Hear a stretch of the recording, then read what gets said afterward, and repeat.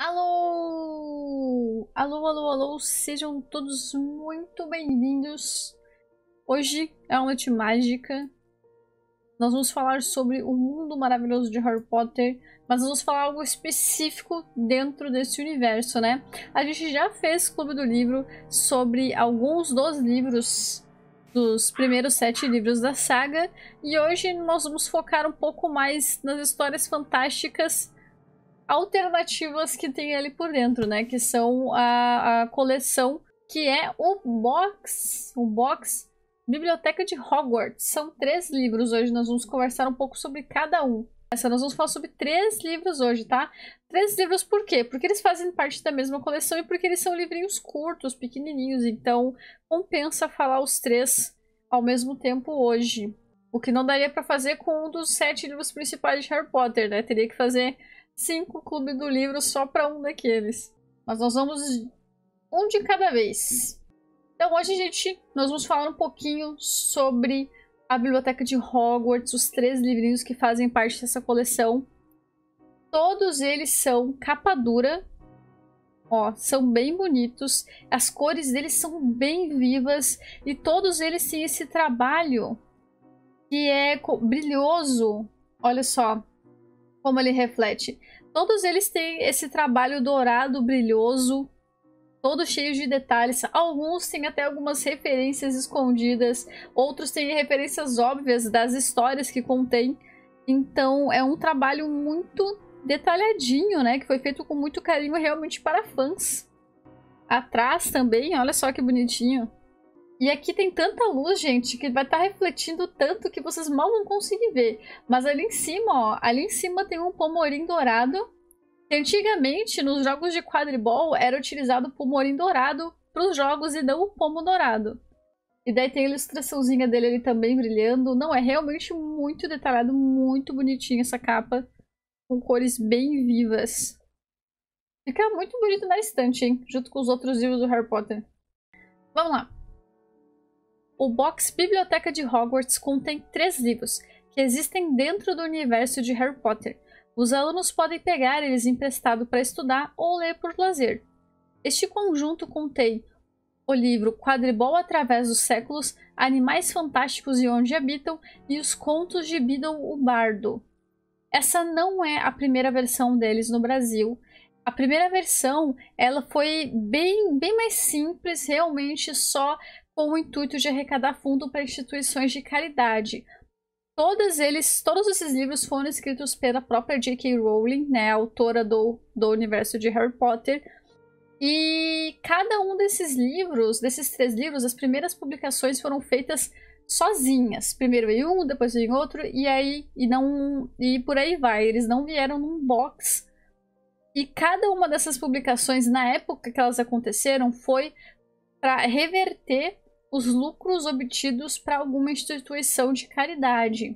Até posteriormente, a J.K. fundou a própria instituição de caridade dela, chamada Lumos, que é uma referência, não sei se vocês já pegaram aí, mas é uma referência àquela magia do Harry Potter. A magia Lumos, ela é responsável por levar a luz aos lugares mais escuros, então ela pegou o nome dessa magia e criou a própria instituição de caridade dela. O livro do Quadribol e dos Animais Fantásticos foram lançados em 2001 e todo o dinheiro foi doado para a Comic Relief, instituição de caridade que combate a miséria. E em 2007, a J.K. escreveu à mão 7 exemplares inéditos de Os Contos de Beedle o Bardo. Então, primeiro foi lançado o livro do Quadribol e dos Animais Fantásticos meio que junto ali para poder fazer uma campanha para Comic Relief. E depois, em 2007, veio esses exemplares inéditos feitos pela J.K. à mão, escritos à mão. E a ideia desses exemplares era leiloar e conseguir pelo menos 50 mil euros para caridade. E foi arrecadado nada menos que 2.200.080 euros. Tipo assim, muito mais que o triplo da quantidade que eles estavam querendo pegar com esses livros, eles conseguiram, né? e esse valor foi destinado à instituição Children's High Level, que também é uma instituição de caridade. Depois desse sucesso, enfim é lançada em 2008 a edição em larga escala dos Contos do Beedle, e novamente os lucros foram revertidos para Children. Então assim, gente, esses livros aqui, eles não vieram para deixar a J.K. e o grupo dela mais ricos. Tem muito disso na internet, né? O pessoal fala que a J.K. não para de lançar livros novos porque ela quer dinheiro. Gente, ela já é bilionária, ela é multibilionária, então assim, ela não precisa. Tanto que todas essas novas edições que ela está lançando, os lucros nem estão indo para ela. Ela está revertendo tanto para as instituições de caridade que estão no nome dela, que daí fazem ações pelo mundo inteiro, como outras instituições que estão no nome de outras organizações. Então, ela não precisa disso, né, gente? Pergunta um pouco aleatória. A lontra do seu painel é o seu patrono? Não, Crux, eu não achei uma foto bonitinha do meu patrono. O meu patrono era um tipo de falcão, mas não é falcão o nome. É tipo ave de rapina. Mas não é. Essa lontra é um dos bonitinhos que eu encontrei pra colocar. A J.K. é muito amor, gente. Qual que é o seu patrono, gente? Dá pra fazer o teste do patrono lá no... É que agora o Pottermore não existe mais. Ele foi dissolvido em outro site, que é o WW. Então, foi em 2017 que lançaram esse box nessa versão que a gente tá tendo aqui hoje, aqui no Brasil. Ele já existia em outros países, né? E daí depois, quando viram que o mercado brasileiro estava muito bom, que as pessoas estavam comprando bastante coisas de Harry Potter, aí eles decidiram lançar no Brasil também uma versão em português em 2017. A gente quase sempre é um dos últimos países a conseguir algum tipo de cópia para nós, né? Então primeiro a gente vai falar sobre quadribol através dos séculos. Dá uma bisoiada aqui. Como esses são livros que, em teoria, né, existiriam dentro do universo de Harry Potter, algumas versões vocês vão pegar e vai estar cheio de rabisco do Rony, da Hermione ou do Harry. Quem for que tiver pego esse livro na biblioteca incondicional vai ter vários rascunhos. E aqui, ó, logo na primeira página, deixa eu mostrar pra vocês. Vou mostrar melhor pra vocês aqui. Tem aquela ficha para você poder assinar o seu nomezinho e pegar o livro da biblioteca. Então, ó, a biblioteca de Hogwarts, tem o selinho de Hogwarts aqui embaixo. Aí tem a Irma Pince, que na verdade, eu acho que tem um erro de português aqui. Vou pesquisar, eu acho que não se escreve o nome dela assim. Mas já que tá no livro, agora é, né? Depois a gente vê se tá certo. Mas eu duvido que eles tenham errado nesse livro, não tem como. Depois eu vejo. Irma Pince, na verdade, ela é a bibliotecária de Hogwarts. E ela é conhecida por ser uma pessoa muito fervorosa quando se trata de defender os livros da biblioteca dela. Ela é a bibliotecária mais raivosa que eu já conheci. Tanto que ela é conhecida por enfeitiçar os livros da biblioteca, principalmente os mais raros, os mais caros, ou os mais importantes. Ela enfeitiça esses livros para que eles consigam se proteger de qualquer tipo de coisa ruim que o leitor possa fazer. Por exemplo, vai ter livro que você vai pegar e você vai, sei lá, tentar dobrar a página assim, o livro vai se defender, o livro vai ricochetear algum tipo de magia em você. Tem gente que rasura, olha só, tem algumas rasuras no livro. Tem livro que ganha vida e ataca o aluno que tá rasurando ele. Gente, tem assim, ó, tudo que é tipo de magia de proteção tem nesses livros.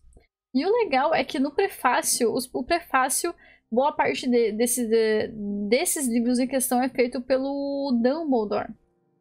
E ele explica que ele teve que retirar esses feitiços para poder publicar esses livros no mundo trouxa, pra nós, né?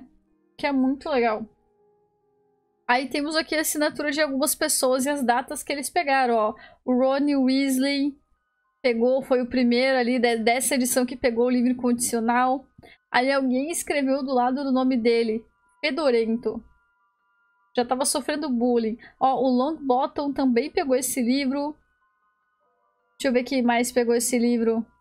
A Padmé Patil também pegou, uma das gêmeas. O George pegou esse livro também. O Maximilian. O Jorge pegou esse livro 2 vezes. E o Malfoy.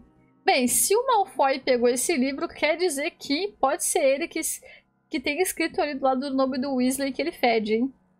Altas possibilidades. E aí, Kai, seja muito bem-vindo. Tô de passagem que eu tô numa festa de aniversário. Opa! Divirta-se. Como é que você tá, Kaizinho? Tá bom? Depois eu vejo essa voz. Boa live. Falou, Kai. Falou. Boa festa, viu? Te cuida. Será que foi 2 vezes? Será que foi 2? Ah, não sei. Tá aqui 2 vezes, que ele pegou 2 vezes esse livro. Bem, vai saber, né? Porque esses livros também eram utilizados nas matérias de Hogwarts. Então, às vezes, mesmo sem querer pegar, os alunos tinham que pegar, né? Mas é bem legal, porque isso faz com que seja mais real ainda, né? Tá tão brilhoso ali que vocês não estão nem conseguindo ler, né? Através dos séculos ali.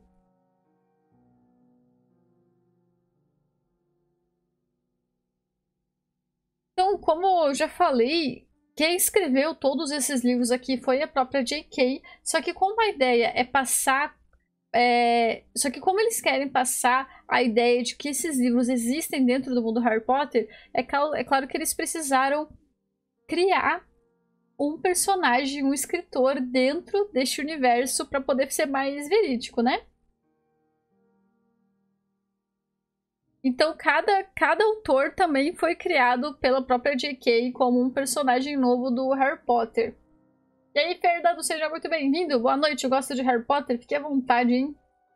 É que são gêmeos. Não, mas é que são gêmeos com nomes diferentes, não tem como ser. Tem o Fred e tem o George. Tipo, tá escrito 2 vezes George. Não pode ter sido. Será que o Fred pegaria de sacanagem o livro e anotaria com o nome do irmão dele? Não sei, né? Esses são os Weasley, né?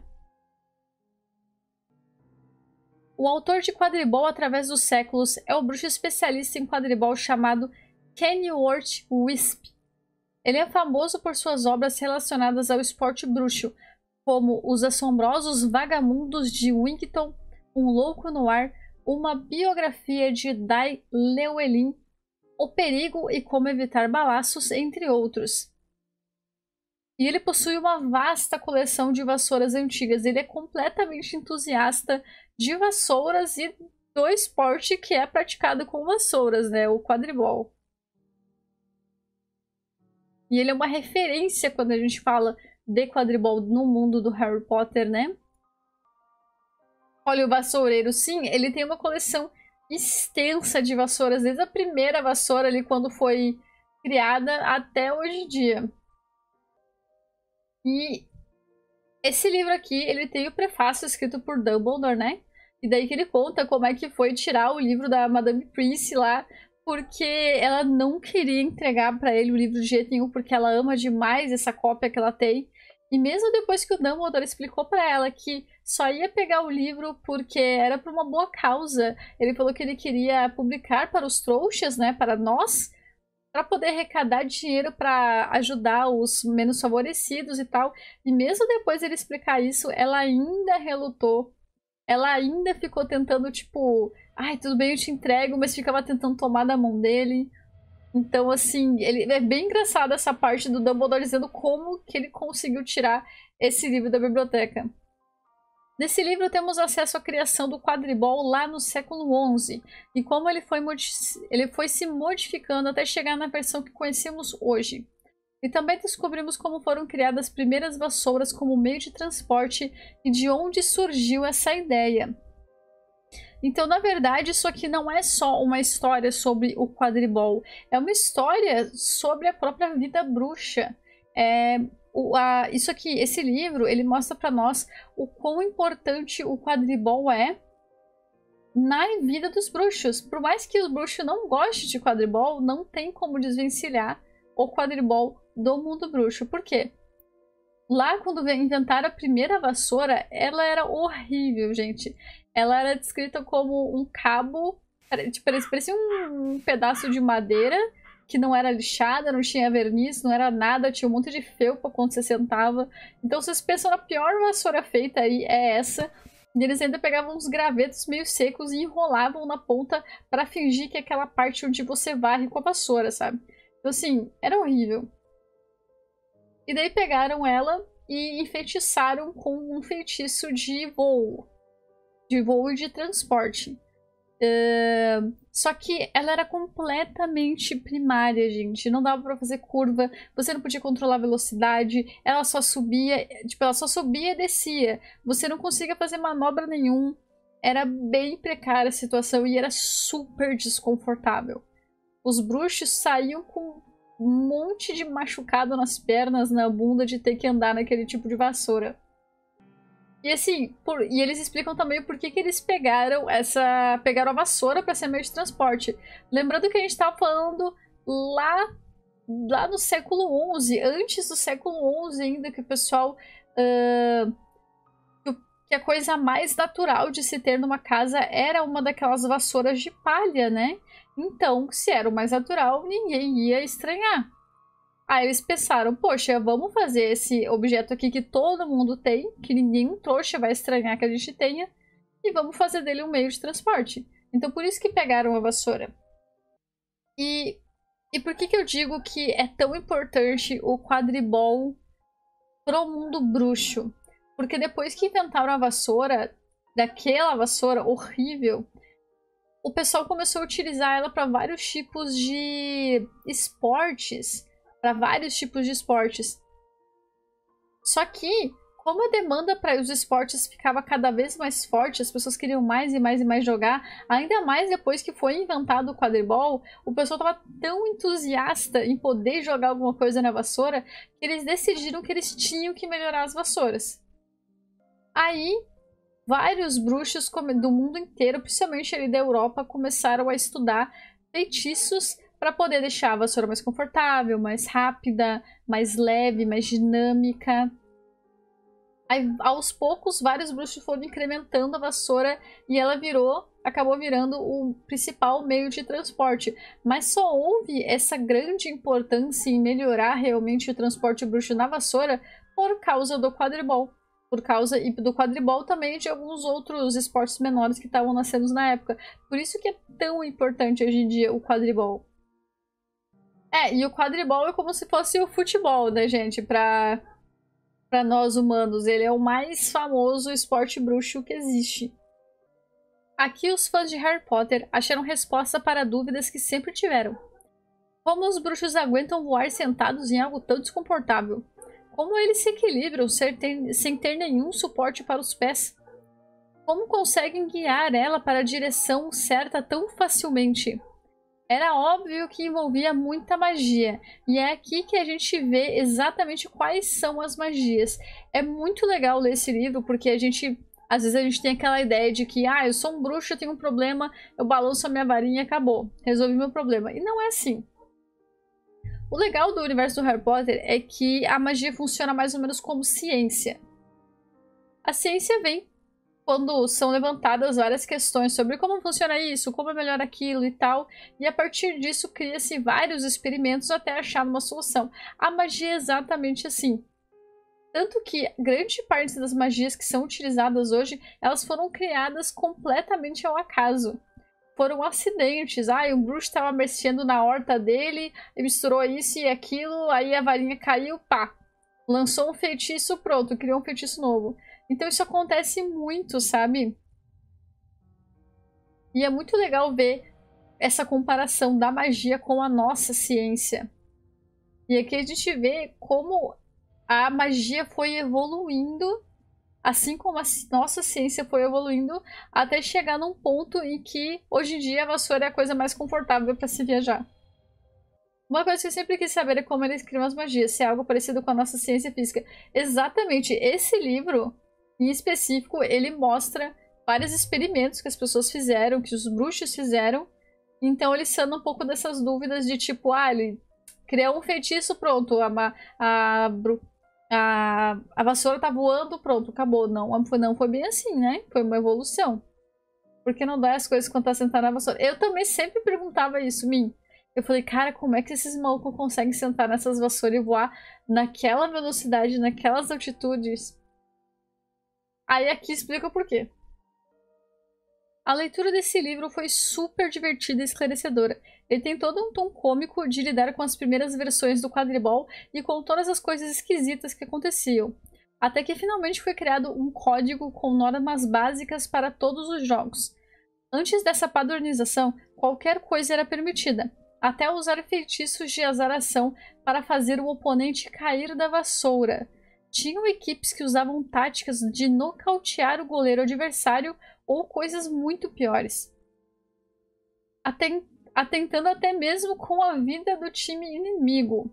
Era tipo uma luta livre, né? Valia tudo. Até o time para qual o autor do livro, né, o ficcional, o time para qual ele torce é um dos mais loucos. Era um dos mais loucos. É os Vagamundos. A história dos Vagamundos é muito engraçada porque a primeira versão desse time, lá séculos atrás, era constituída de uma família só. Pai, mãe, filhos e etc. Era tipo, toda aquela família estava lá naquele time. E eles eram completamente uns vândalos. Eles derrubavam as pessoas, batiam nas pessoas para as pessoas caírem. E o que mais deixou eles famosos foi que o pai da família, ele sempre jogava com a varinha dele numa mão e na outra um cutelo. Então vocês imaginam o tipo de jogo que saia dali, né?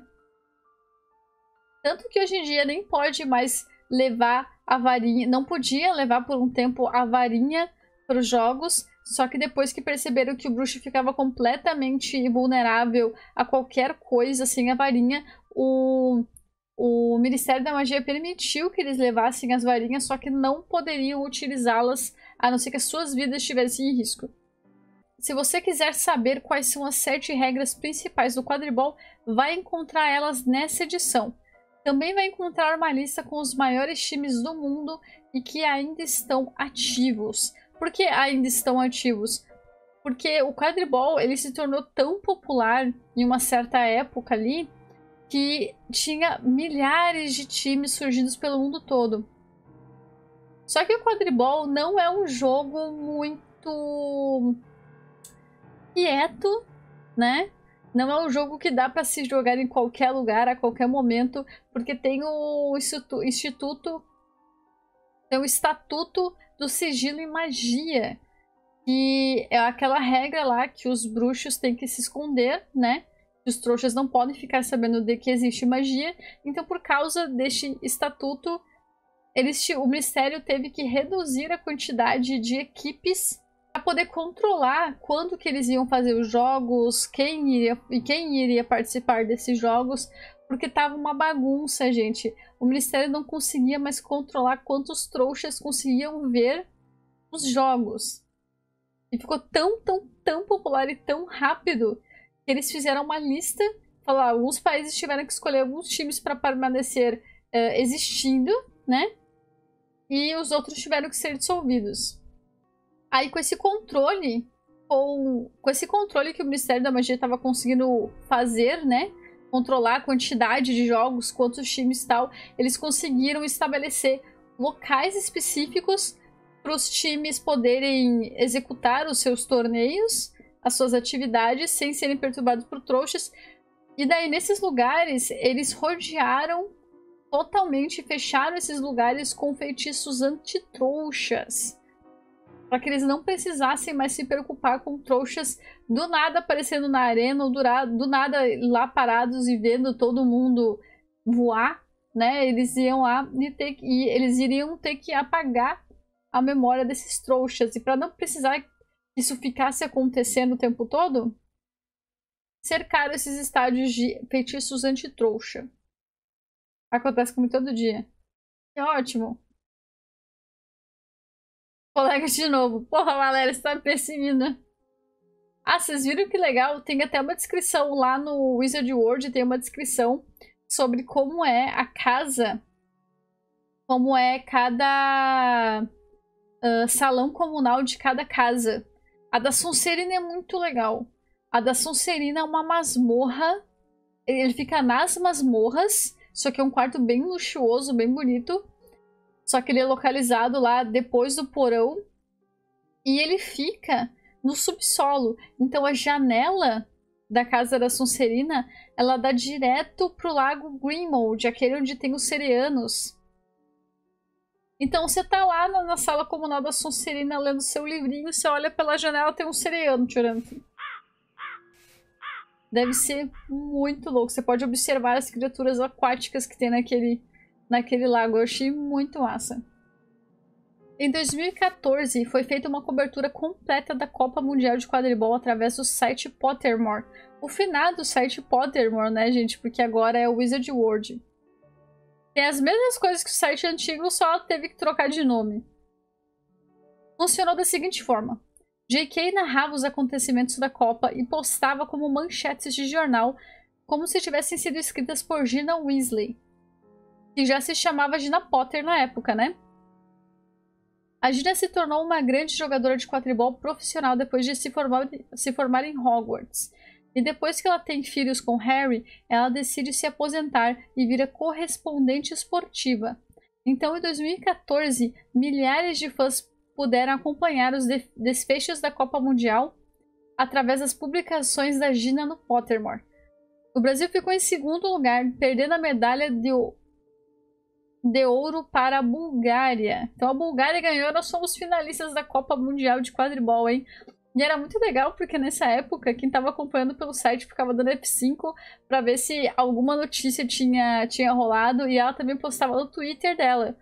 Então os fãs estavam o tempo todo indo lá dar F5 no Twitter, no site, para ver se a JK tinha escrito a continuação da Copa. E foi muito legal, porque você acompanhava realmente ao vivo, né? Aí cada país estava torcendo pro seu time lá e o Brasil chegou nas finais. Se não me engano, a cada 4 anos que é feita a Copa Mundial, então... Deixa eu ver.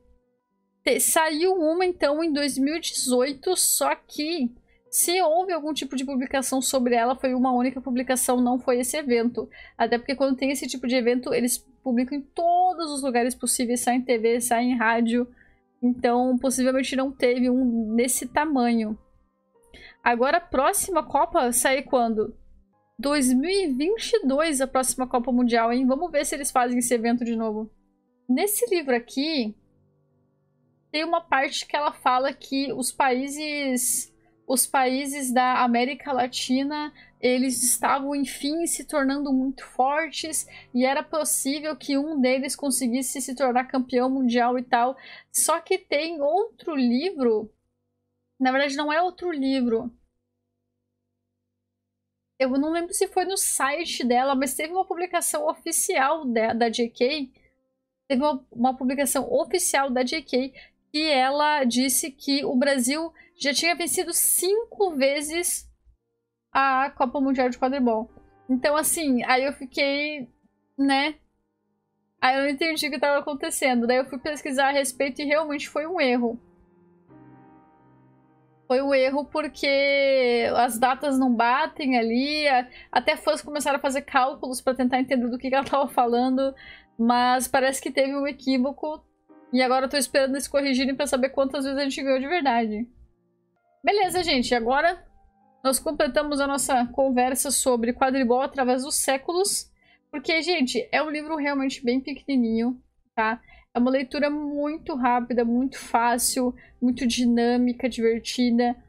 É mais para aqueles fãs que estão curiosos em saber algumas respostas que nós não tínhamos nos outros livros.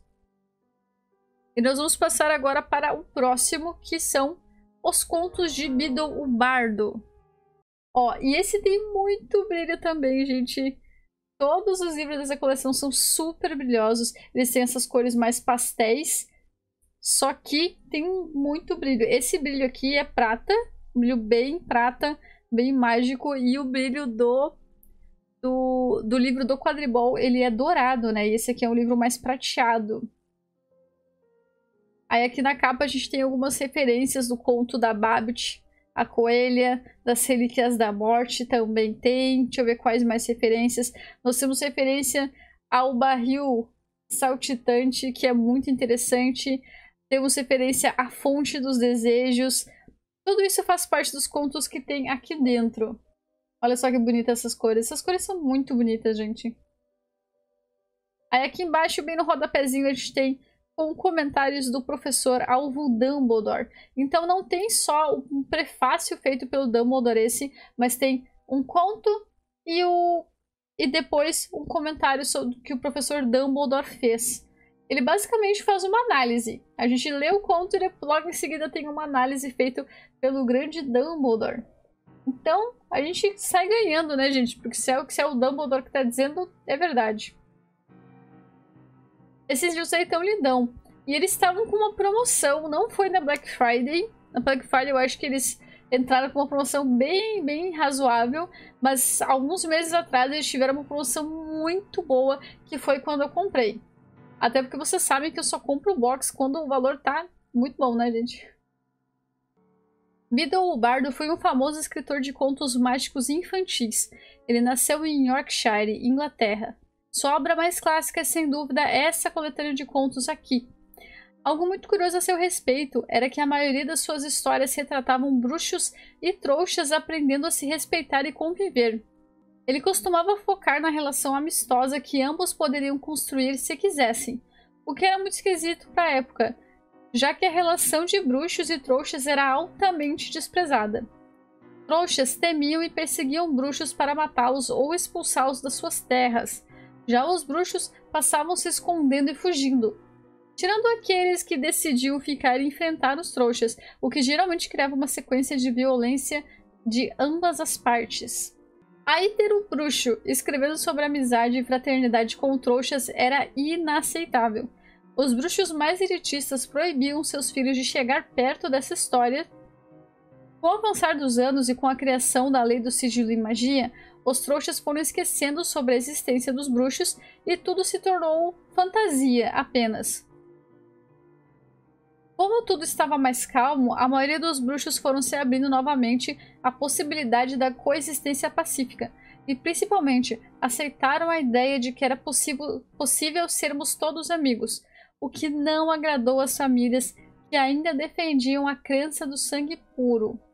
Até hoje existem famílias bruxas que proíbem seus descendentes de se casarem ou mesmo conviverem com trouxas. Nós temos aí grandíssimos exemplos, né, gente? Na própria saga Harry Potter, a família Black, que o Sirius Black teve que fugir e foi riscado da árvore genealógica porque o Black convivia com famílias trouxas ou famílias que eram consideradas de sangue ruim, que eram os Potters.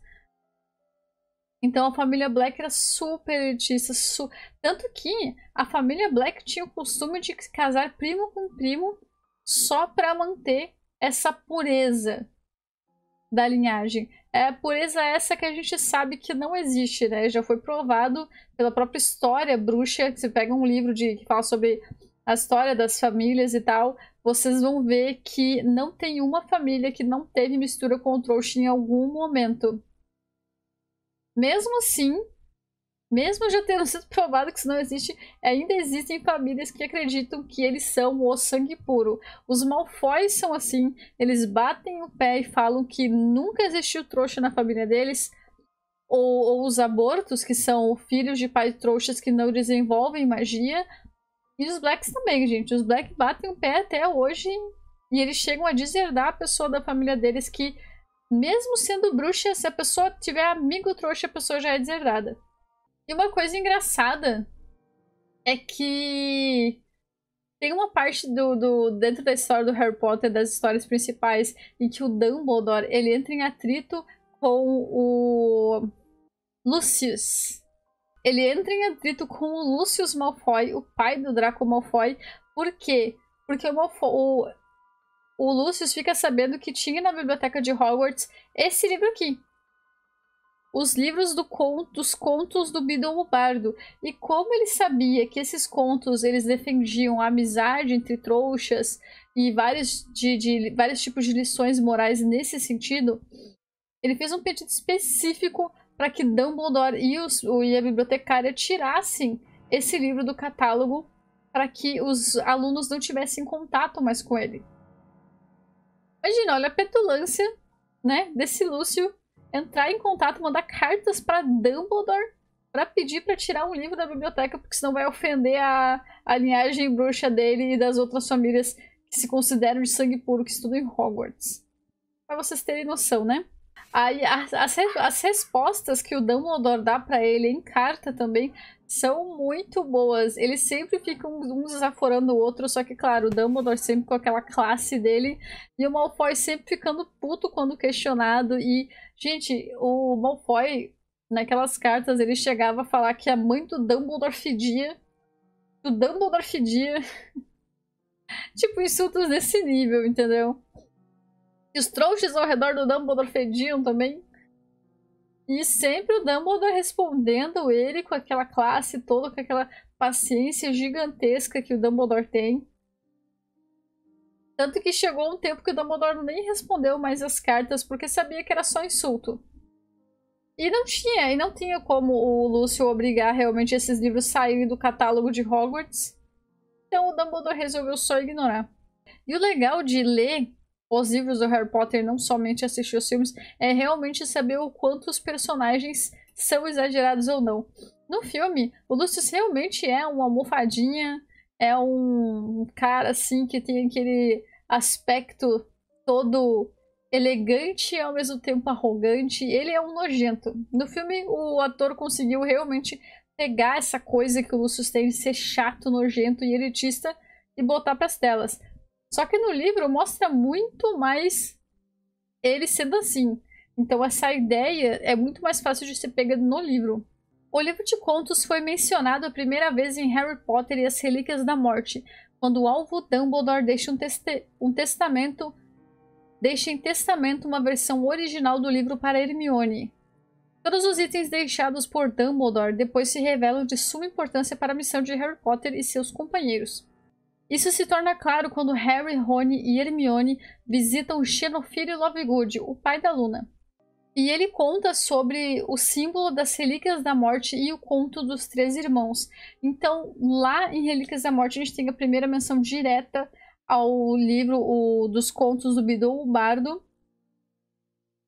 E depois da leitura do testamento do Dumbledore, o Xenofilho Lovegood fala para eles sobre a importância do conto dos Três Irmãos e das Relíquias da Morte, que é quando os três percebem que Dumbledore deixou esse livro aqui para Hermione no testamento dele, justamente para sinalizar a importância desse conto e das Relíquias da Morte para poder fazer o fechamento da história do Voldemort, porque como a gente sabe, Voldemort estava atrás das varinhas, né?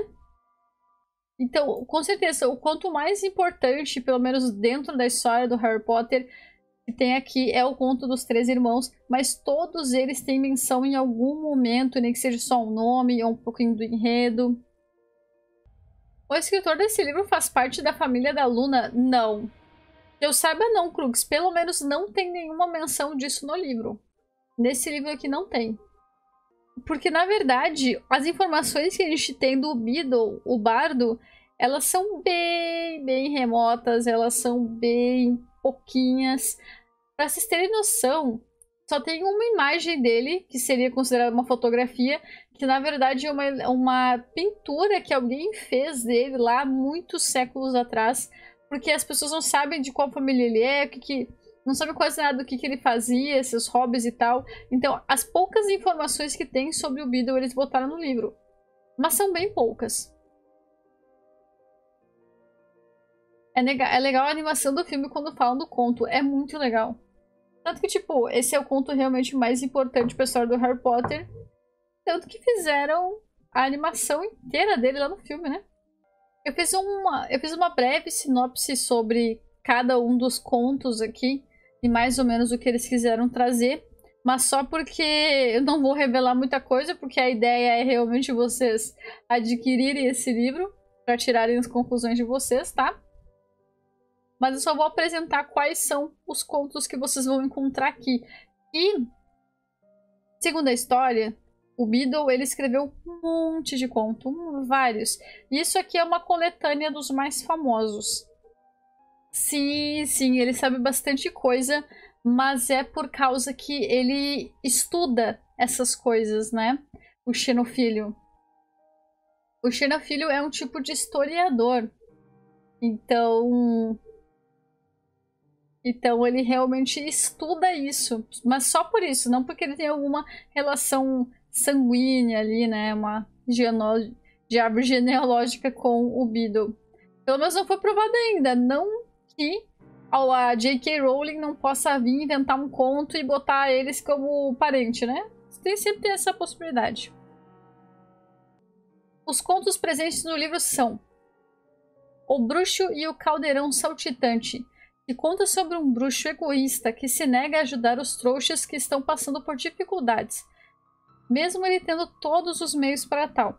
O pai dele era um bruxo muito benquisto pela comunidade trouxa que morava perto, pois passava a vida inteira ajudando eles. O caldeirão mágico que o pai do rapaz deixa para ele acaba se mostrando muito impaciente com o egoísmo do jovem e acha um jeito de fazê-lo mudar de ideia. E isso aqui, com certeza, mas com certeza absoluta, é um dedo na ferida para as famílias elitistas, né? Que falam que a gente não pode se misturar com trouxas. Então esse conto aqui, O Bruxo e o Caldeirão Saltitante, com certeza é um dos que eles mais odeiam, porque falam o que acontece com bruxos que são egoístas e sabem que podem ajudar os trouxas ao redor deles e não fazem nada. Então as famílias de sangue puro detestaram esse conto. A Fonte da Sorte. Ela é uma daquelas típicas histórias de buscas por desejos e soluções mágicas para os nossos problemas. Vemos os personagens, tanto bruxas quanto trouxas, tentando alcançar essa fonte para milagrosamente serem felizes. Ao longo da jornada, eles fazem descobertas simples, mas muito bem encaixadas com cada um e seus problemas. No final, sabemos se a fonte era o principal. Esse conto é muito interessante, porque também reforça aquela ideia do será que eu posso consertar tudo com magia? O Coração Peludo do Mago. Essa com certeza é a história mais pesada do livro, se tratando de contos para crianças. Alguns pais bruxos escolhem não ler ela para os seus filhos até que eles tenham idade suficiente para certa violência. Esse conto fala sobre um bruxo que decide que amor é uma fraqueza, então ele se livra dos seus sentimentos e começa a ver a vida passar. Seus amigos vão se apaixonando e se casando, construindo as suas famílias, e enquanto isso, ele continua envelhecendo sozinho. Até que ele decide tentar reverter a situação e reaver o amor para dentro de si, o que não aconteceu da maneira mais agradável possível. Esse conto claramente é uma desaprovação direta sobre o uso da magia das trevas. Claramente. Por quê? Porque não tem como você remover os sentimentos bons de você, isso não ser uma magia das trevas, né? Primeiro que já foi provado que isso é impossível. Pelo menos não completamente, não tem um bruxo na história da magia que conseguiu 100% não ter sentimentos, mas tiveram alguns que quase conseguiram, que quase se tornaram apáticos, assim.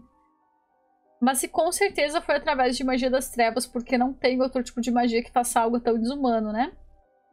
E esse conto, gente, ele tem uma violência realmente que você não vai ver nos outros contos do Beedle, não. Então, muitos pais escolhiam ler ou não, dependendo da idade dos seus filhos.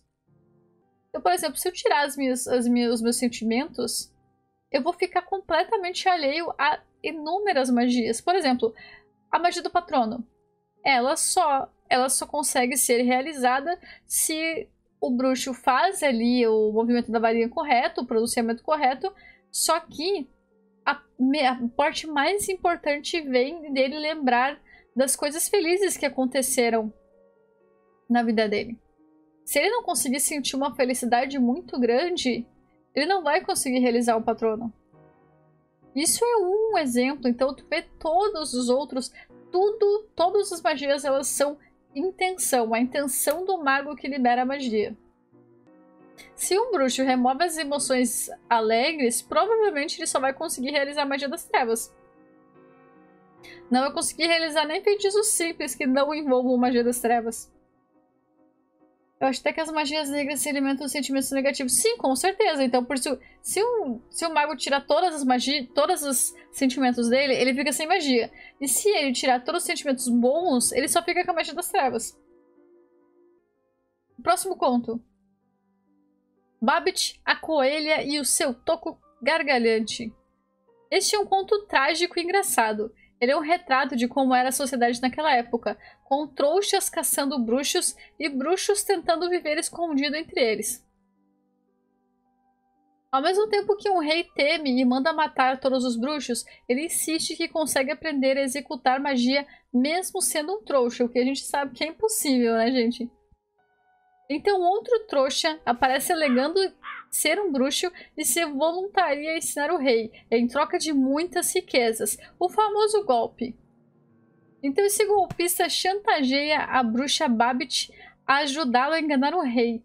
Tudo acaba dando muito errado e é super interessante como a Babbit consegue resolver a situação e ainda fazer com que o rei pare de perseguir os bruxos para sempre. Gente, essa história ela é trágica, mas ao mesmo tempo ela é muito engraçada. Porque o jeito que essa Babbit consegue sair dessa chantagem e ela trocar o golpe pro lado dela é muito bom. Esse é um dos contos que os pais bruxos mais leem para os seus filhos. O Conto dos Três Irmãos. Este foi o único dos contos que foi inteiramente narrado tanto no livro quanto no filme do Harry Potter. Ele foi de suma importância para o desenrolar da trama principal, já que contava a história das relíquias da morte dos três irmãos bruxos muito habilidosos. Três irmãos bruxos muito habilidosos andavam por uma estrada até se depararem com um rio perigoso. Eles então executam um feitiço e criam uma ponte segura para atravessá-lo. A morte, irritada pelos irmãos terem conseguido adiar as suas mortes, aparece e oferece um presente para cada irmão. É claro que era tudo enganação. A morte só queria mais uma chance de levá-los com ela. O irmão mais velho, Antio Peverell, pede à morte que lhe faça a varinha mais poderosa de todas, a varinha das varinhas. E assim é feito. O irmão do meio, Cadmus Peverell, implora por um meio de ressuscitar os mortos, e a morte lhe entrega a Pedra da Ressurreição.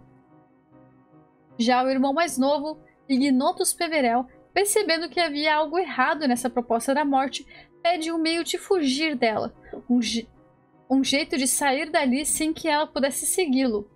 A morte, contrariada, lhe entrega um pedaço do próprio manto, criando assim a capa da invisibilidade. O plano da morte foi quase perfeito. Ela logo consegue levar o irmão mais velho, que se vangloria por ter a varinha mais forte do mundo, e faz com que um ladrão invada sua casa enquanto ele dormia. O ladrão degola o irmão mais velho e leva embora a varinha. O irmão do meio volta para casa confiante de que conseguirá ressuscitar a sua amada noiva. E o que aparece na sua frente é uma cópia mal feita, uma versão triste e gelada da mulher que ele amava. Ele enlouquece e acaba tirando a própria vida. Já o irmão mais novo, o mais humilde e astuto, passa escondido sob sua capa da invisibilidade e por mais que a morte procurasse e procurasse, ela não conseguiu encontrá-lo. Foi somente quando ele chegou à idade de partir que finalmente ele retirou a capa e se deixou levar pela morte, acolhendo-a como uma velha amiga. Aqui várias conclusões foram tiradas deste conto pela própria comunidade bruxa, só que algumas pessoas tiraram uma conclusão completamente distorcida. Nesse conto aqui, como o próprio comentário do Dumbledore que ele faz depois que você lê esse conto, aí depois tem o comentário do Dumbledore sobre ele, sobre o que ele quer dizer e tal. E Dumbledore explica mais ou menos o que ele quis dizer com esse conto e qual é a moral dessa história. E até ele fala como as pessoas distorceram essa moral, como a comunidade, grande parte da comunidade bruxa, eles tiraram a conclusão completamente contrária. Se nesse conto ele falou que essas ambições são perigosas e podem te matar e que nunca acabam bem, algumas pessoas, alguns bruxos, na verdade acharam que o que ele estava querendo dizer é que se você unir esses 3 objetos, você vai ser o bruxo mais poderoso do mundo. Quando na verdade não era isso que ele queria dizer. Até fica bem claro que o Beedle, ele tenta passar que, às vezes, a humildade é a mais forte dos sentimentos que você pode ter. O irmão mais velho, ele era um cara que queria muito poder. Por isso que ele pediu a varinha das varinhas. O que levou ele o quê? A ser assassinado e roubado. Já o irmão do meio, ele, por mais que ele fosse um cara muito amoroso, ele sempre foi descrito como sendo amoroso, amigável e tal, ele estava tão triste que a morte tinha levado a noiva dele que ele tentou fazer com que ela fosse ressuscitada. Só que não existe nenhum feitiço capaz de desfazer a morte. Não existe. Tanto que vários magos das trevas tentaram criar magia das trevas que pudesse tirar, né, voltar alguém à vida, e sempre deu errado. Aqueles ínferes que eu falei mais cedo hoje pra vocês, eles foram... A criação deles veio da tentativa de um bruxo que tentava ressuscitar alguém. Só que o que aconteceu? Ele basicamente conseguiu só reanimar um corpo morto. Ele pegou um cadáver, o cadáver parecia um monstro, ele reviveu, entre aspas, e virou um cadáver ambulante. Então, não deu a vida de verdade, né? Então, pra fechar aqui os contos, essa história dos irmãos, dos três irmãos que encontram a morte, a gente consegue tirar várias conclusões, mas a principal é de que ela é uma mentira. Não foi assim que aconteceu, até porque a morte vindo como entidade, isso nunca aconteceu, isso não existe. O próprio Dumbledore já desmentiu isso várias vezes. E muito menos não faz sentido a morte entregando presentes para os bruxos apenas porque eles conseguiram construir uma ponte para poder atravessar um rio. Quantos outros bruxos não fizeram isso? A morte não iria ficar abrilhantada com o poder deles com esse tipo de magia. Então, assim, a gente já descarta a ideia de que isso realmente aconteceu. O provável que aconteceu mesmo é que os próprios irmãos Peverell, esses 3 irmãos, eles eram muito habilidosos. E isso é realmente verdade, né? A história diz que eles foram 3 irmãos muito fortes, bruxos maravilhosos, e que é provável que eles mesmos, cada um, criaram esses itens super poderosos. Só que, como vocês sabem, todas as histórias muito antigas aí começam a se criar lendas ao redor delas, e pode ter sido assim que surgiu a história dos 3 irmãos e da morte. Mas o que realmente é provável que aconteceu é que eles simplesmente criaram esses itens. Olha só, no livro Relíquias da Morte, Harry pergunta para Dumbledore se a história dos irmãos Peverell é verdade, e Dumbledore responde que sim, que existiram os irmãos e as relíquias, mas que a parte da ponte e da morte era muito provável ser apenas uma lenda que surgiu ao redor das relíquias. Então o próprio Dumbledore é um descrente, né, dessas questões, e ele sabe que algumas coisas são realmente impossíveis. Acho que ficou muito estranho ali. Não sei se foi por conta da tradução, mas demorei um pouco pra sacar a morte depois de aceitar. Sim, mas é que fica subjetivo mesmo, Edaurus. Isso é uma parada que muita gente que leu fala. Do tipo assim, não, calma aí, ele morreu. Tanto que, antes de lançarem a continuação desse livro, quando a J.K. lançou o livro em que o Sirius morria, não tinha continuação ainda. Então, todo mundo estava achando que o Sirius não tinha morrido de verdade. O pessoal tava fazendo a teoria de que o Sirius não tinha morrido e de que ele ia aparecer e de que ia acontecer isso. A coisa surgiu um monte de teoria na época. Só que daí ele realmente tinha morrido.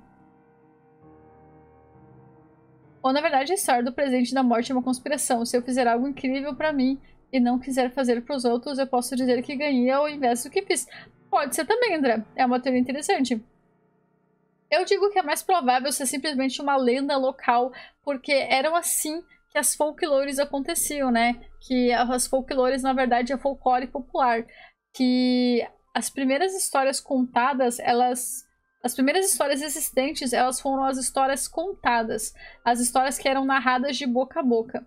Só que cada vez que alguém narra uma história, ela é modificada pela outra pessoa. Naturalmente, isso acontece, isso é bem real. Então, possivelmente, alguém sugeriu que isso possa ter acontecido, outra pessoa aumentou um pouquinho a história, outra aumentou mais ainda, e por aí vai, que daí, do nada, tava-se a crença se instalando que era assim que tinha acontecido. É mais provável que tenha sido desse jeito do que os próprios irmãos terem inventado. Mas, não se sabe, né? É bizarro porque é uma morte muito rápida e inesperada, totalmente. Total, delas. Eu fui descrente. Eu fui uma das descrentes. Falei, não, ela não ia matar os Sirius aqui. Poxa, a única pessoa que sobrou pro Harry, ela não ia fazer isso. Aí ela fez. Eu não perdoei ela até hoje. Quem conta um conto, aumenta um ponto. Exatamente, Trick. Não é de graça que existe essa frase aí, né? No começo que as relíquias foram feitas por um pedreiro, no boca a boca virou a morte. É, basicamente. Cada um vai aumentando um tiquinho. Deixa eu falar rapidamente, antes de a gente mudar pro último livro. Eu vi uma teoria muito legal, que na verdade foi feita por um fã. E que essa teoria foi tão bem feita que espantou a própria J.K. O cara estudou Harry Potter, fez uma análise muito interessante e lançou ela depois. E quando chegou aos ouvidos da J.K., ela ficou, nossa, isso faz muito sentido. Olha só a teoria do cara. Voldemort representa o irmão mais velho dos três irmãos. Por quê? Porque o irmão mais velho buscava o ser o mais poderoso, ser o senhor da magia, e ele queria a varinha das varinhas. E o Voldemort queria exatamente a mesma coisa. Ele queria ser o mais poderoso e ficou buscando até o final da sua vida ser o dono da varinha das varinhas. O irmão do meio seria representado pelo Severo Snape. Por quê? Porque o maior desejo do Snape sempre foi reverter a morte. Porque ele passou a vida inteira sofrendo com a morte da Lilian, a única mulher que ele amou. Então ele seria a representação do terceiro irmão que pediu para a morte a Pedra da Ressurreição. E por último, o Harry representa o irmão mais novo. Tanto porque o Harry, no livro e no filme, ele usufrui da capa da invisibilidade, mas também porque tem aquela parte onde ele aceita a morte. E o irmão mais novo é o único que aceita a morte propriamente dita como uma amiga. Tem aquela parte em que o Harry vai pra floresta pra aceitar ser morto pelo Voldemort. Ele basicamente abraça a morte como uma amiga. Então ele seria esse irmão mais novo. Não que foi daí que criou o conto, nem de longe, o conto é muito mais antigo que essa história. Só que essa teoria é só um jeito de falar como as histórias estão se repetindo. Se isso aconteceu antigamente, aconteceu de novo. E possivelmente no futuro vai acontecer novamente. Essa teoria foi tão bem formulada, porque eu fiz um resumo pra vocês, né? Mas ela foi tão reformulada que chegou a espantar a própria J.K. de tão certo que o cara fez. Ah, e olha só uma curiosidade que é digitada na própria capa aqui, ó, no verso do livro. A venda de cada exemplar deste livro será doada à Lumos, organização filantrópica fundada por J.K. Rowling, que trabalha mundialmente para acabar com a institucionalização de crianças. Para acabar com a institucionalização das crianças. Viu? Essa aqui é aquela organização que eu falei pra vocês, a Lumos, da própria J.K. Deixa eu pegar outro livro aqui agora. Nós vamos para o nosso último livro de hoje. Então agora a gente vai para Animais Fantásticos e Onde Habitam. Ele tem uma cor mais pêssego, cor viva de pêssego. Também tem muito brilho dourado, brilho em tudo que é lugar. Muita referência aos Animais Fantásticos. E aqui nós temos embaixo o nome do autor, Newt Scamander. Olha só, o verso também tem mais animais, mais referências. Muito bonito mesmo. Capa dura também. E deixa eu ver, esse também... Ah, e olha só, esse aqui, ele também arrecada não só para alunos, mas também para Comic Relief. Aquelas duas instituições. Animais Fantásticos e Onde Habitam. Esse livro foi mencionado a primeira vez lá em Harry Potter e a Pedra Filosofal, quando os alunos precisam usá-lo em suas aulas em Hogwarts. Animais Fantásticos foi escrito pelo famoso magizoologista Newt Scamander, que passou a maior parte da vida viajando pelo mundo, descobrindo novas criaturas e estudando seus costumes e habitats. Este livro está repleto de animais mágicos de diferentes nacionalidades e que antes eram quase desconhecidos. Com este estudo, foi possível que os bruxos entendessem que é possível conviver com animais perigosos sem precisar abatê-los, ou que existem algumas criaturas que são assustadoras, mas que são inofensivas e não precisam ser caçadas. Várias reservas foram construídas para a preservação de algumas dessas espécies e também delimitaram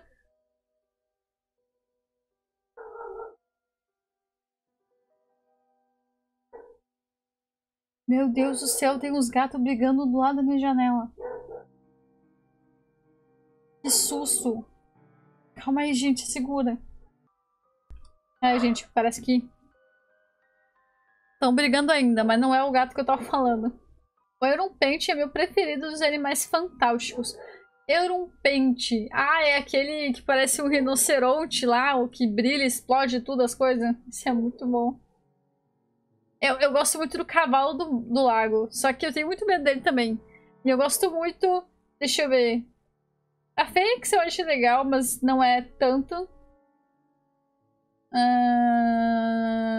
Deixa eu pensar mais algum que eu ache muito massa. Eu tenho muito respeito pelos centauros. Muito, muito, muito respeito.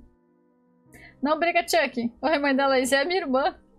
Ela veio ver se era o gatinho que eu tava falando. Eu ia ficar voando nos hipogrifos. Os hipogrifos são a coisa mais linda do mundo, né? Várias reservas foram construídas para a preservação de algumas dessas espécies e também delimitaram terras marcadas como selvagem para que o habitat de outras também não fosse comprometido. Por existir trabalhos como o do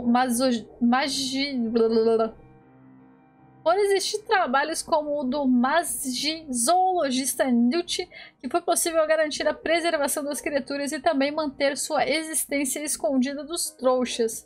É nessas horas que começa a falhar minha voz. Daqui a pouco eu tô sem. Então é o seguinte, eles fizeram aquela lei do sigilo e magia que os bruxos tinham que se esconder dos trouxas e fingir que a magia não existia e tal, para poder coexistirem pacificamente. Até aí tudo bem. Só que é o seguinte, não tem como você fazer com que os animais respeitem uma lei. Eles não estão nem aí. Por exemplo, um dragão, ele não vai estar nem aí se é contra a lei ele invadir uma ilha e caçar quem ele vê pela frente. Se ele tiver oportunidade, ele vai fazer. Então por isso que é tão importante esse trabalho dos zoologistas da magia, porque eles fazem com que esses estudos eles sejam tão aprofundados e tão úteis para que eles possam ver qual é o habitat bom para botar essa criatura, como eu posso defendê-la. Então não é simplesmente para como eu posso me defender dessa criatura. Isso serve para que essa criatura também seja preservada, principalmente o bem-estar desses animais, desses seres, eles são levados super em consideração. E a partir do trabalho, principalmente do Newt, que eles conseguiram fazer com que várias espécies fossem preservadas de não existirem mais, né? Então o trabalho desses caras que trabalham com as criaturas mágicas é realmente fazer com que o estatuto do sigilo e magia seja obedecido também pelas essas criaturas e que elas fiquem o mais confortavelmente escondidas possível. Newton Artemis Fido Scamander. O Newt, começou a se interessar pelo estudo de criaturas mágicas já na infância, já que a sua mãe era criadora de hipogrifos de luxo. Ele foi da casa Lufa-Lufa e era brilhante na matéria de trato das criaturas mágicas, mas ia mal em transfiguração. Para vocês verem que todo mago, todo bruxo, mesmo sendo brilhante, ele tem algum defeito ali em alguma matéria que ele não consegue fazer direito. E ele se casou com a Tina Goldstein e teve um filho. Até a Tina está sendo representada no filme lá também. Ela aparece, é aquela... a outra personagem principal que fica viajando e solucionando as coisas com o Newt no filme. Ela trabalha para uma Macusa na época. E como o Crux disse, uma conexão que tem esse livro e o Newt com a nossa história lá do Harry Potter é que o Newt, ele é avô do cara que casa com a Luna. Então a Luna tem aí um link direto com os Scamander. Gente, e aqui tem um resumo breve sobre a história do Newt. Então já fala, ó, ele casa com fulano, ele tem um filho que se chama tal, que se casa com fulano. Então assim, não tem como, né, gente? E olha só, por mais que a gente saiba algumas coisas que vão acontecer, todos os roteiros dos Animais Fantásticos, eles estão sendo criados do zero, né? Então, algumas coisas vão seguir a história que a gente conhece. Por exemplo, o Dumbledore, ele vai enfrentar o Grindelwald, porque a história diz que ele enfrentou, mas a gente não sabe como que vai ser esse enfrentamento. Também encontramos um breve relato do próprio Newt sobre questões pessoais, como o embate dele com o Grindelwald. Ele confirma que foi o primeiro bruxo a capturar esse famoso Bruxo das Trevas, que estava tocando o terror na época. E isso foi antes daquele grande duelo do Dumbledore e do Grindelwald.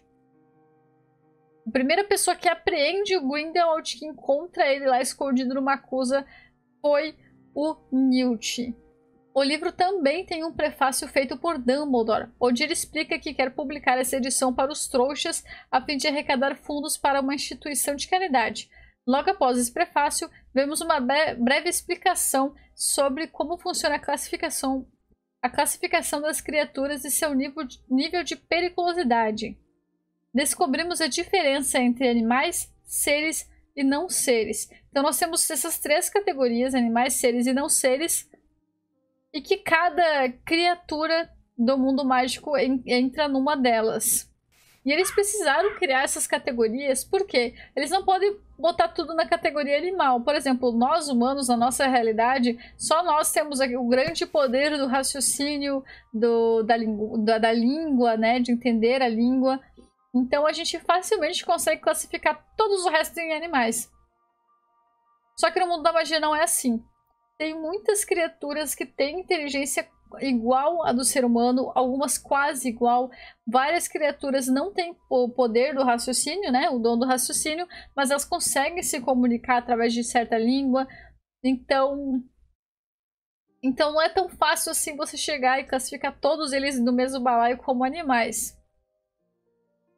E também você não vai poder decidir por eles. Por exemplo, a gente tem os Serianos. Os Serianos são criaturas com inteligência igual a do ser humano. Eles têm a própria língua e de vez em quando eles conseguem falar alguma coisa em inglês ou em alguma outra língua, mas eles têm a própria língua deles.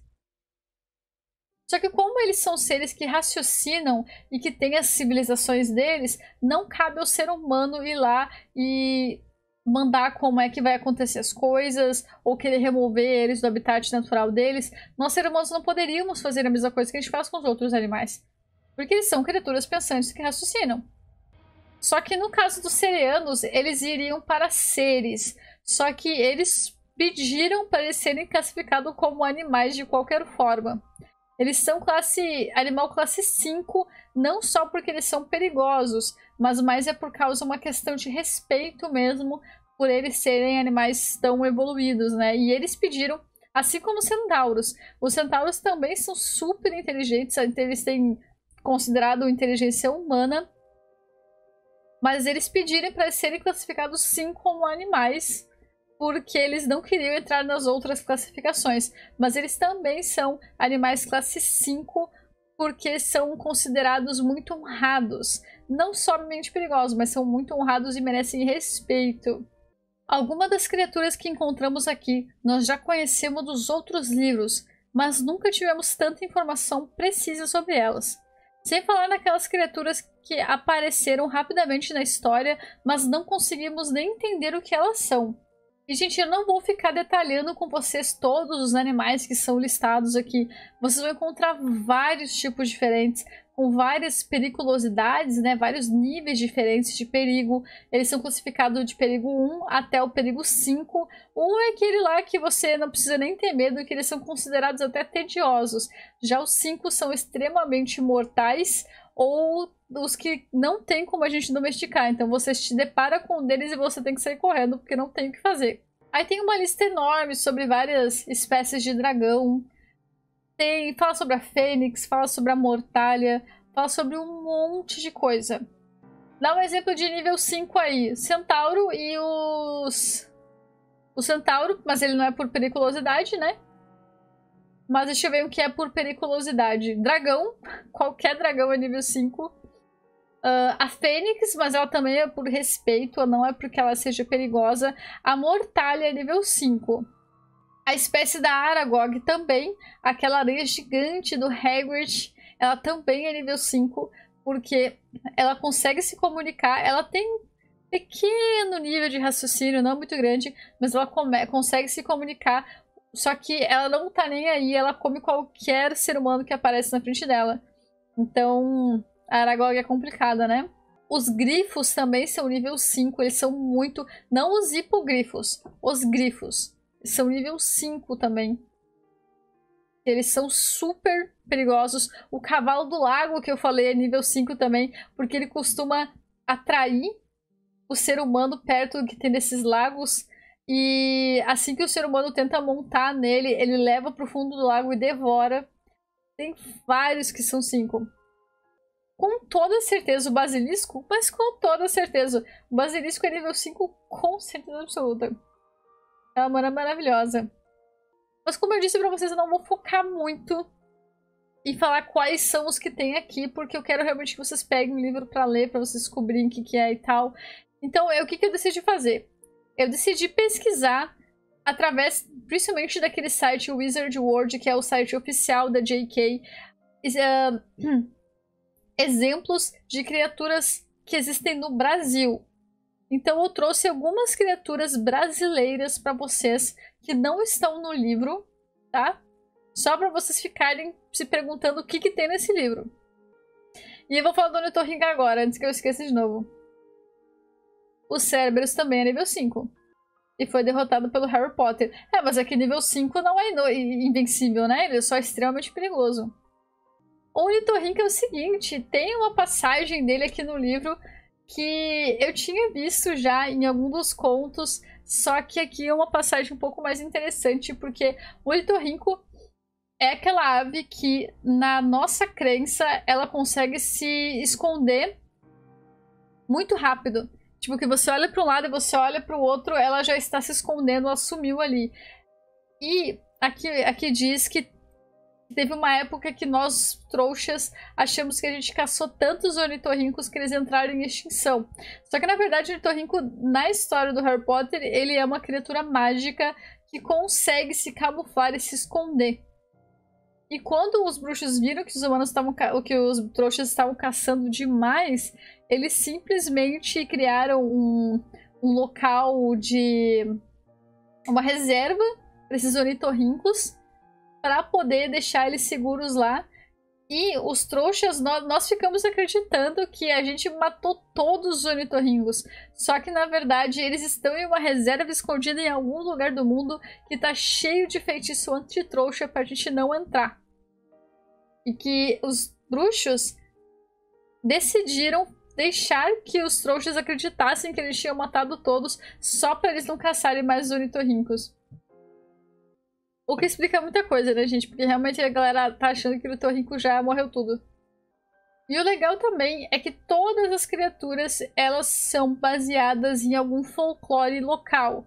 Cada país tem as suas criaturas de origem. Claro, tem algumas criaturas que são comuns em todos os países, mas apenas as que são baseadas em algum animal que também existe em quase todos. Mas todos eles têm algum que é focado no folclore local. Como as nossas raízes mais profundas estão todas ligadas aos povos indígenas, é normal que a maioria do nosso folclore seja indígena. E o Brasil é considerado um dos países que possui as mais perigosas criaturas mágicas do mundo. As nossas criaturas são extremamente selvagens, principalmente porque nós somos um dos países que mais tem floresta nativa ainda. O Newt seria um bom amigo pro Hagrid, com certeza. Completamente. Criaturas brasileiras. Besta Fera. Essa criatura é meio cavalo, meio demônio. Ela parece um centauro, mas a parte humana dela é bem monstruosa. Ela costuma aparecer aleatoriamente nas cidades e sempre corre em direção ao cemitério municipal. Ela não ataca humanos, mas costuma atrair muitos cachorros que ficam perseguindo ela por todo o caminho. E esses cachorros sim são atacados. Ela acaba ferindo e matando vários deles, para poder continuar correndo. Não há registro de ninguém que tenha morrido por uma besta fera, e acredita-se que ela aparece só para levar a alma dos mortos. E tem registro dela em várias partes do Brasil. Não é, ela aparece mais nas áreas do norte, mas ela também tem registro de aparecer em outros estados. E a princípio ela é inofensiva para humanos, mas ela ataca os cachorros que ficam ao redor das patas dela ali. Então quem sabe se um humano não entrar no caminho dela e tentar parar ela, quem sabe ela não ataca também, né? Não faria esse teste. Anhangá, da mitologia tupi. Ele é considerado um deus que protege as matas e os animais. Ele tem o costume de enganar as pessoas que estão causando danos à mata e levá-las para o fundo da floresta, onde as devora. Entre os tupis, é comum dizer que quando uma caça escapa das armadilhas é porque o Anhangá estava lá para protegê-la. É uma espécie de protetor dos animais e das matas, mas ele não é muito... Ele não chega a caçar humanos, entende? Então ele não é considerado muito perigoso para nós humanos. Apesar de que se você estiver fazendo alguma coisa errada na floresta, ele provavelmente vai tentar te enganar e te matar. Seria baseado na mula sem cabeça, a besta fera... A besta fera não. Não, porque a história da mula sem cabeça é um pouco diferente e a besta fera tem cabeça. Ah, não, e a mula sem cabeça, ela é uma criatura mágica sim, só que não é a besta fera. Eu não lembro exatamente a história da mula sem cabeça, mas ela é uma criatura mágica diferente do mundo do Harry Potter.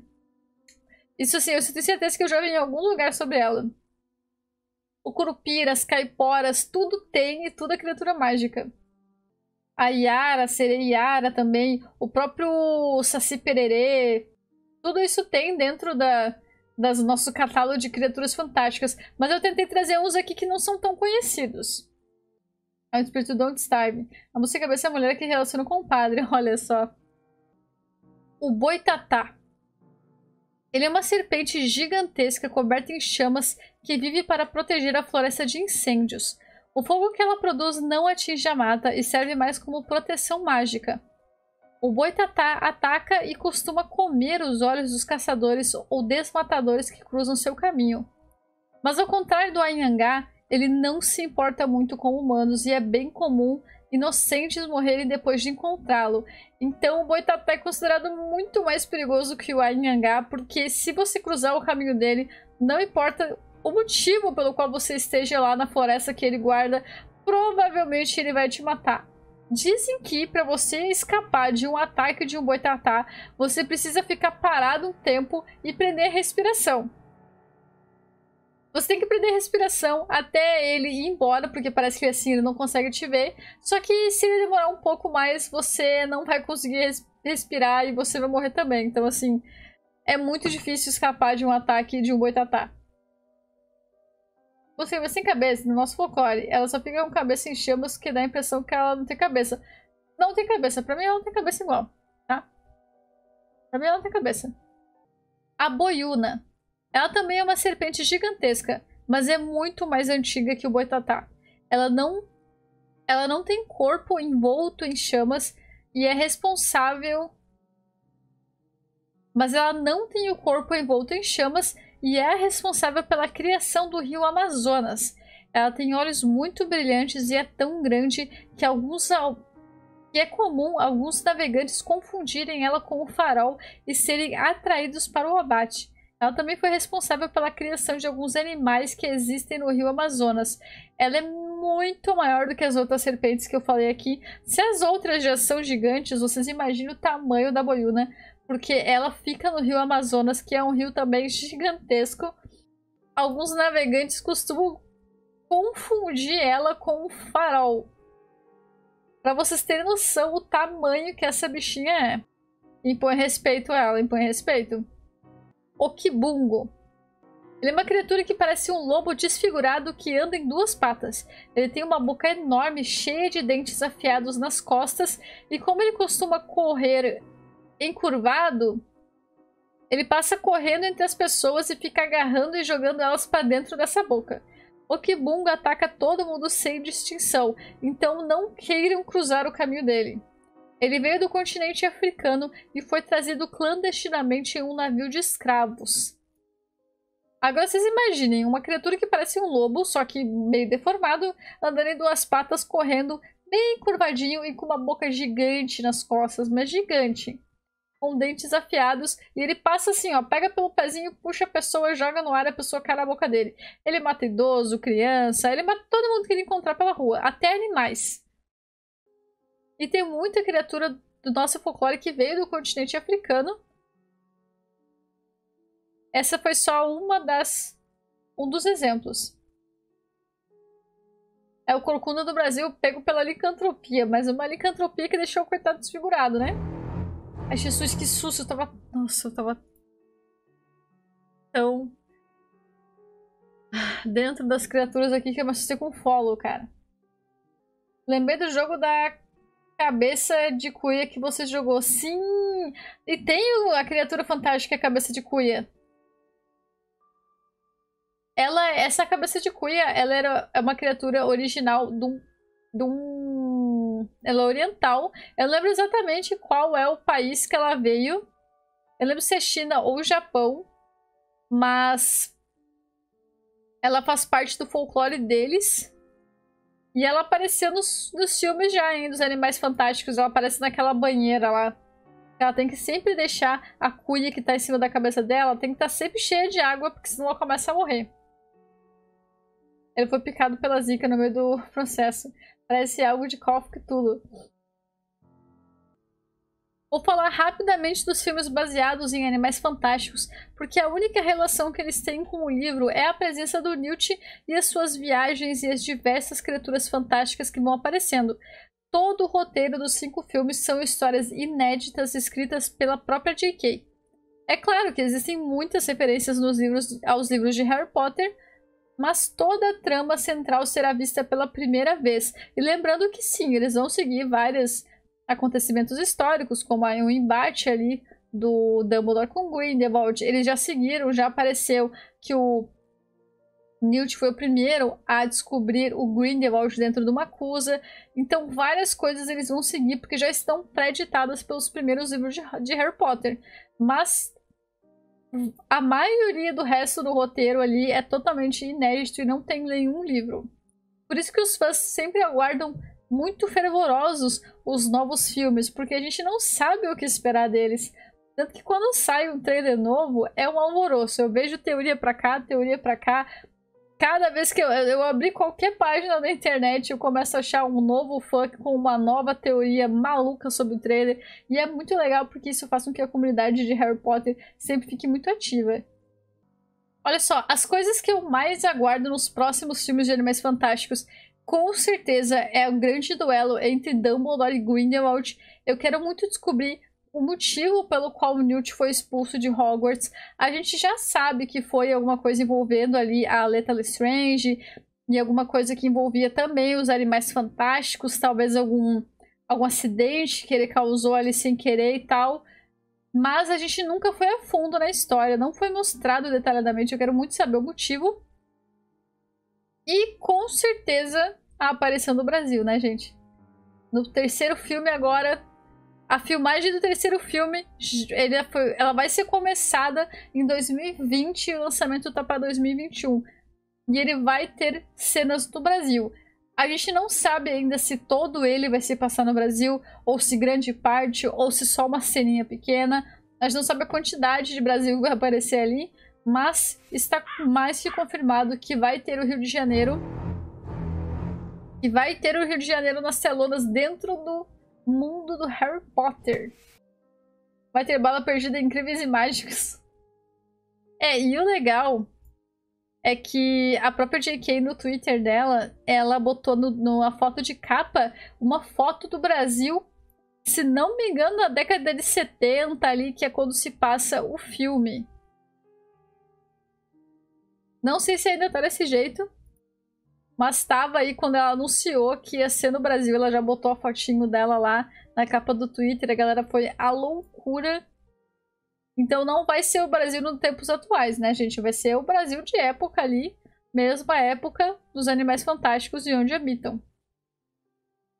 E é isso, gente. Eu estou quase perdendo a minha voz. Gente, lembrando, sigam lá, se inscrevam no YouTube, vai ter bastante conteúdo legal, tá? A live tem que terminar com a música de O Children. Fechou bem o ano se for... se for o último. Provavelmente vai ser porque eu vou focar bastante em botar bastante conteúdo lá no YouTube, tá? Mas, gente, muito obrigado por participarem de mais um Clube do Livro. Foi muito legal.